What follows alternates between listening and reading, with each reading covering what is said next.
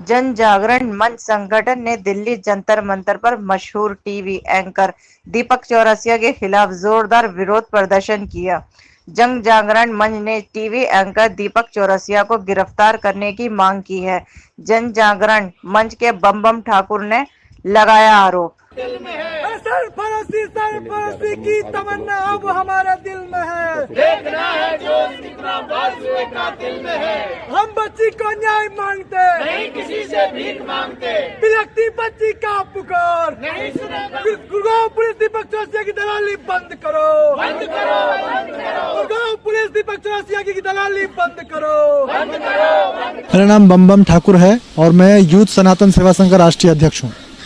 आपकी जो मांग है, क्या मांग लेके रैली में आए? जंतर मंतर पे मैं आज आया हूँ। एक नाबालिग बच्ची जो इसकी पर्सनल वीडियो पारिवारिक वीडियो था एक, उसको अश्लील बना के दीपक चौरसिया और उनके ही कुछ साथियों ने बड़े ही गंदे तरीके से अश्लील करके उसे नेशनल चैनल पर प्रसारित किया और उसमें बच्ची का चेहरा भी ब्लर नहीं किया।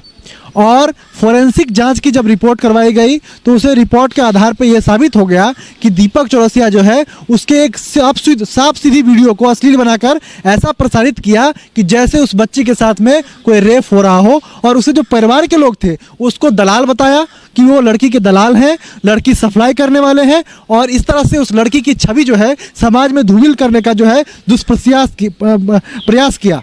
उससे जो है लड़की काफ़ी आहत हुई और सुप्रीम को अपने निकट के थाने में जाके 0 FIR दर्ज कराई, पर उसमें इतने ही आसानी से मामला दर्ज नहीं हुआ क्योंकि वहाँ के जो गुड़गांव पुलिस है उनका ये कहना है कि जो मामला है वो बड़े पत्रकार के खिलाफ है, तो इतने आसानी से मामला दर्ज नहीं किए। तब जाके हम लोगों ने सुप्रीम कोर्ट का दरवाजा खटखटाया और सुप्रीम कोर्ट की मदद से आज दीपक चौरसिया के ऊपर पॉस्को जैसे गंभीर आरोप में मामला दर्ज हो गया है। 7 साल हो गए हैं, 2013 की मामला है। अब पुलिस ने चार्जशीट में फाइल किया है और पुलिस ने चार्जशीट में ये कहा है कि दीपक चौरसिया पे जो भी आरोप लगाया है वो बिल्कुल सही है। वो उस पर जांच के हिसाब से उस पर सारे धारा लगा दिया है, पॉस्को सहित अन्य कई धारा लगा दिया है।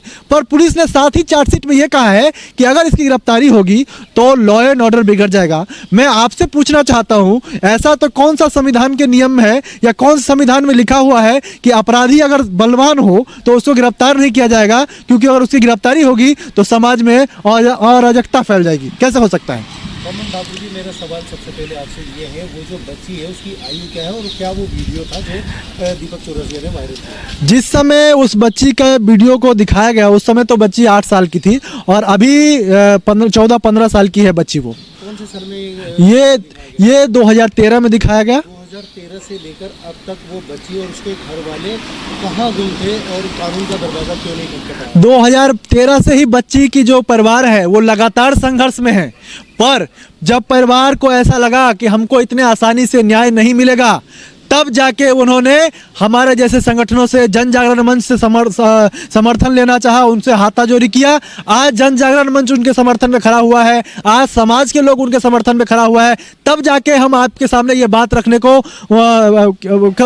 की काबिल हो पाए हैं और आप लोग हमारी सुन रहे हैं। दूसरा सवाल ये है, सुप्रीम कोर्ट जैसे न्यायालय ने जब आदेश दे दिया तो उसको केस लगा दिया गया, तो पुलिस आखिर गिरफ्तार क्यों नहीं कर पा रही? ये तो सरकार बचा रही है या पुलिस बचा रही है कि सरकार चाह रही है। पुलिस एक बात होती है, जो बड़े मीडिया चैनल होते हैं आप अच्छे से जानते हैं, उनका नियम होता है कि वो चोर मसोरे भाई, नेताओं की कमी वो छुपाते हैं और उनकी कमी वो छुपाते हैं, एक दूसरे की कमी छुपाते हैं। अगर वो आज हमें दीपक चौरसिया की गिरफ्तारी करा दिए, सरकार ने दबाव बनाया हुआ बंद कराओ इसको, क्योंकि वो गलत तो है।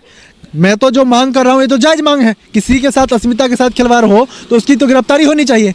पर अगर उसकी गिरफ्तारी हुई तो कल से मीडिया में क्या चलेगा? पेट्रोल के जो बढ़ते दाम चल रहा है उस पर कोई सवाल नहीं उठा रहा मीडिया, बल्कि पेट्रोल बढ़ रहा है, उसके पेट्रोल का रेट बढ़ रहा है ना, उसके फायदे बता रहा है कि अगर पेट्रोल का रेट बढ़ गया तो जो वो क्या कहते हैं पेट्रोल बम बनाना छोड़ देंगे लोग, मोटरसाइकिल पे बिना मतलब का सफ़र करना छोड़ देंगे। इतना वाहियात लॉजिक देते हैं ना कि आप सुन के दंग रह जाएंगे। ये क्यों हो रहा है? ये इसलिए हो रहा है कि मीडिया की जो कमी है वो जो झूठी खबर दिखाते हैं, वो जो टीआरपी के लिए खेल खेल रहे हैं, उसमें सरकार सहयोग करती है और सरकार के जो कमियां हैं उसको जो है दीप चौरसिया जैसे पत्रकार जो है, दलाल पत्रकार है, वो छुपाता है। और दलाल पत्रकारों की जो कमियां हैं, उन पर जो आरोप हैं, जो आरोप लग चुके हैं और साबित हो चुका है, उसमें उनकी गिरफ्तारी होने से सरकार बचा रही लगातार। जी, मेरा नाम है हरिशंकर कुमार, मैं जन जागरण मंच से हूँ। और आज का जो यहाँ पे मुद्दा है, जो धरना प्रदर्शन हम करने आए हैं, हम धरना प्रदर्शन इसीलिए कर रहे हैं कि हमारी एक मांग है कि दीपक चौरसिया को गुड़गांव पुलिस ने पॉक्सो एक्ट का दोषी माना है। 7 साल के बाद, जैसे भाई साहब ने बताया कि 2013 से ये मुकदमा दर्ज है, आज 2020 हो गया, 2020 में जाकर उसको दोषी माना है, लेकिन अभी भी पुलिस उसको गिरफ्तार नहीं कर पा रही। सर देखो, अभी मैं आपको बताना चाह रहा हूँ, पुलिस का जो रिपोर्ट है, जो कोर्ट में स्टेटस रिपोर्ट पेश किया है, पुलिस ने ऐसा बोला है अपनी रिपोर्ट में कि दीपक चौरसिया बहुत बड़े पत्रकार है, इसकी गिरफ्तारी अगर हम करते हैं तो देश में कानून व्यवस्था खराब हो जाएगी। आप खुद सोचिए कि क्या एक अपराधी के सामने कानून अगर झुक रहा है तो कहीं न कहीं इसमें सरकार इसको पावर दे रही है, सरकार उसको संरक्षण दे रही है। जन जागरण मंच की क्या मांग है? सर हमारी यही मांग है कि पुलिस ने उसको दोषी माना है तो अब जाके उसकी गिरफ्तारी होनी चाहिए। जैसा कि हम देख रहे हैं 7 सालों में पॉक्सो नियम ये कहता है कि अगर किसी आरोपी के ऊपर अगर एफआईआर दर्ज होती है तो सीधे पॉक्सो में गिरफ्तारी का प्रावधान है। इन 7 सालों में हमने देखे भी होंगे। सर ऐसा है, देखिए, प्रधानमंत्री जी से बार बार हमारी जो संस्था है बार बार गुहार लगा रहे हैं, लेकिन मैं आपके चैनल के माध्यम से बताना चाह रहा हूं कि प्रधानमंत्री के ऑफिस में हमने 2 लेटर हमने दे चुके हैं, लेकिन वो दोनों लेटर के ऊपर अभी तक कोई कार्रवाई नहीं हुई। यहाँ तक कि गृह मंत्री जो है अमित शाह, उनके कार्यालय में भी हमने गुहार लगा चुके हैं, लेकिन कहीं से भी कोई कार्रवाई नहीं हो रही है। अब आपको मैं बता रहा हूँ, मेरे पास पुख्ता सबूत है। आप एक अपराधी, आप सोचो कि एक अपराधी जब पुलिस के सामने अपनी रुतबा दिखा रहा है, ये मैं जो बोल रहा हूँ ये आपको सबूत के साथ में बोल रहा हूँ। पुलिस अपनी रिपोर्ट में ये बोला है कि दीपक चौरसिया 12/11/2019 को जांच में उसको शामिल होने के लिए बुलाया गया था, लेकिन दीपक चौरसिया गुस्से से उठकर बिना साइन किए ही चला गया। आप ये बताओ, शायद मैंने तो इतिहास में मैं पहली बार सुन रहा हूँ कि एक कानून, एक प्रशासनिक अधिकारी के सामने एक अपराधी जो है गुस्से से उठकर चला जाए, और 1 साल से पुलिस अगर मुखदर्शक बन के बैठी है तो कहीं ना कहीं आप इससे अंदाज़ा लगा सकते हैं कि उसको जो है सरकार पावर दे रही है। नहीं तो आप बताओ सर, आज लगातार जो है प्रतिदिन दीपक चौरसिया जैसे पत्रकार जो है डिबेट करते हैं, जिसमें उस डिबेट में आप देखते हो कि बड़े बड़े नेता मंत्री सारे लोग बैठते हैं।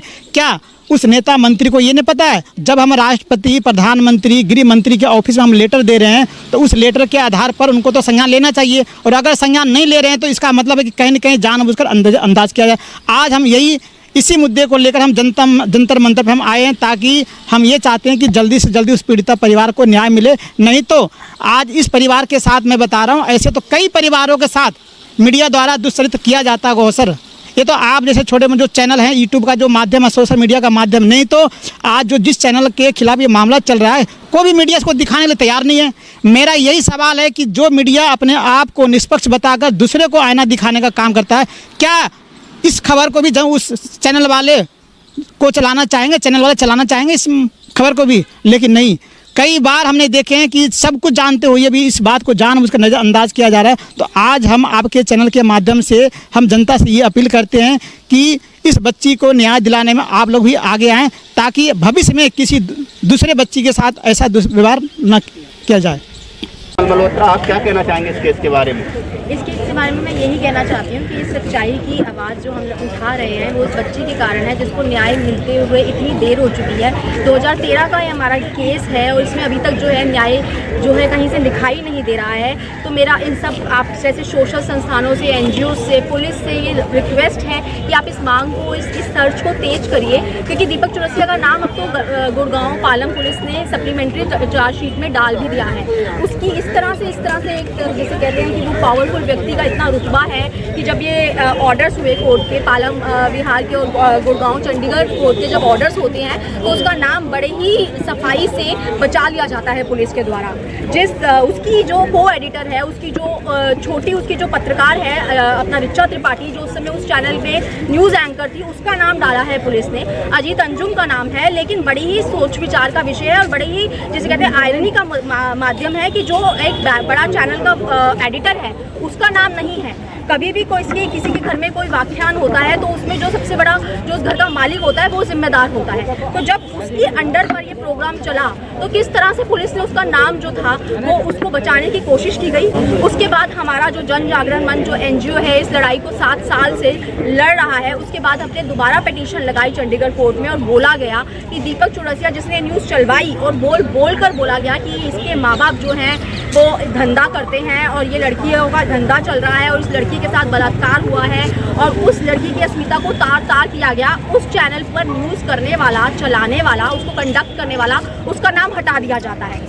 क्या ये डेमोक्रेटिक कंट्री है? ये प्रजातंत्र है? मैं पूछना चाहती हूँ जिसमें से कि इस तरह से जिस तरह से कहते हैं हिटलर शाही चल रही है पुलिस के साथ और उसका नाम बड़ी बखूबी से हटाया जाता है। फिर हमने लड़ाई करी हमने और अपना ऑर्डर्स जो थे फिर से आए अपने 11 नवंबर के ऑर्डर से और उसके आ चुका है, नाम आ चुका है, फिर भी कोई कार्रवाई